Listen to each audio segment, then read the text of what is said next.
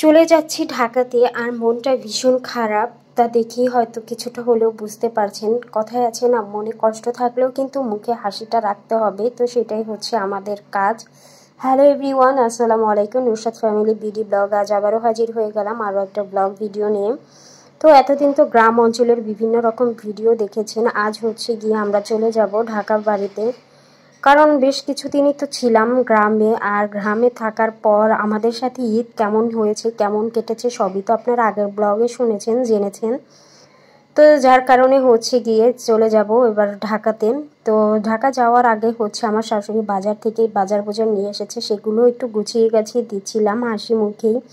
মনের কষ্টটা মনের ভিতরেই চেপে রেখেছি, কি আর করব। কথায় আছে না, মেয়েদের মনে যতই কষ্ট থাকুক না কেন সেটা মনের ভিতরেই চেপে রাখতে হয়। প্রকাশ করলেই হচ্ছে গিয়ে মেয়েদের হাজারো দোষ হাজারো বদনাম, যার কারণে হচ্ছে গিয়ে মনের কষ্টটা মনেই রেখে দিলাম। তবে একটা বিষয় আমার কাছে এখনও খুবই কষ্টের, খুবই আফসোস লাগে যে আমি যদি আগে জানতাম যে আমার শ্বশুরবাড়ির ঈদটা আমার জীবনের জন্য এতটা কষ্টের হবে, তাহলে হয়তো কখনোই আমি ঈদ করতে খুলনা শ্বশুরবাড়ি যেতাম না। আর এটা ছিল আমার জীবনে প্রথম ঈদ আমার শ্বশুরবাড়ি, সেই সাথে হচ্ছে আমার সন্তানের প্রথম ঈদ তার দাদার বাড়ি। কিন্তু সেই ঈদটা যে আমাদের সাথে এভাবে পালন করতে হবে সেটা আমি বুঝতে পারিনি। তো যাই হোক, এদিকে হচ্ছে আমার শাশুড়ি যে ধরনের বাজারগুলো এনেছিল সেগুলো সব কিছু গুছিয়ে গাছিয়ে নিচ্ছিলাম, মানে গুছিয়ে দিচ্ছিলাম। তো এটা হচ্ছে কাওয়া মাছ এনেছিল, টমেটো এনেছিল, মিষ্টি কুমড়া, তারপরে হচ্ছে গাজর, আর হচ্ছে একটা লাউ এনেছিল, শশা না খিরাই জানি না, এগুলো এনেছিল। তো সব কিছু আর কি গুছগাছ করে দিয়ে তারপরে বাসে উঠে গেলাম বিকালে। আর আমাদের গাড়িটা ছিল 4:30টার দিকে। তো টিকিট কিন্তু আপনাদের ভাইয়া ঈদের আগেই কেটে রেখেছিল, আমরা জাস্ট ঈদটা করে তারপরের দিনই হচ্ছে গিয়ে রওনা হয়ে গেছি ঢাকার উদ্দেশ্যে।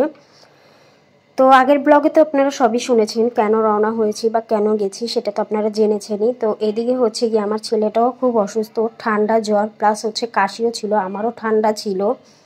তো সব কিছু মিলিয়ে হচ্ছে গিয়ে অবস্থা খুবই খারাপ ছিল। আগে ঢাকা যেয়েই হচ্ছে ছেলেকে ডাক্তার দেখিয়ে ওষুধ খাওয়াবো।